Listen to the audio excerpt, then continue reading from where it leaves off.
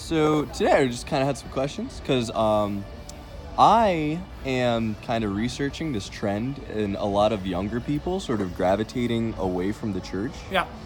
But the really interesting thing that I found about Amplify is that it is exactly the opposite about that. Like, it's really getting kind of to like college age students and like the younger demographic. And I was wondering if you could tell me a little bit more about like your guys' like plan about that, and like Sure. your kind of stance and kind of attracting like the younger crowd. Totally. So, I mean, like, we believe in the gospel, right? What Jesus did for us. And that is the solution for the human condition. And we believe that with everything we got. And that hasn't changed for 2,000 years, you know? That Jesus died to fix what was broken on the inside. And so if we accept that, we've been given new life. But that's been what you know, believers in Jesus have believed since, you know, that very first Sunday morning when Jesus rose from the dead. I mean, we believe that for 2,000 years. That is what every single human being craves. Like, I believe every single human being is craving what the gospel can provide.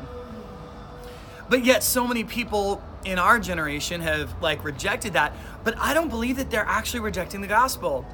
I mean, some people are, sure, they don't believe this story, whatever. But when you're really confronted with it, it's pretty irresistible.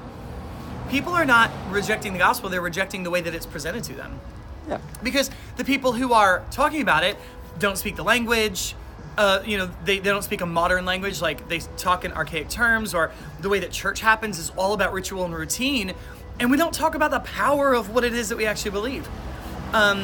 So I think that a lot of it is just saying, this is actually what we believe, but we're going to talk about it in ways that we would talk about anything else, and we're going to sing about it in ways that would sing about anything else, and we're going to gather in spaces that are like spaces that we would gather for other things. So in other words, we're just outworking it the way that we would do it. And I think that people come here and they feel like, oh, this is for me. Like, they speak my language. The music is the kind of music I listen to. The place is the kind of place I would like to go to hang out. And I think a lot of that has a lot to do with it. But at the end of the day, I think that people have a really, you know, I think that the big thing is just stripping down all of the non-essentials and just actually making it about the gospel. And I think people discover the power in that, and that power is, it's attractive. Gotcha.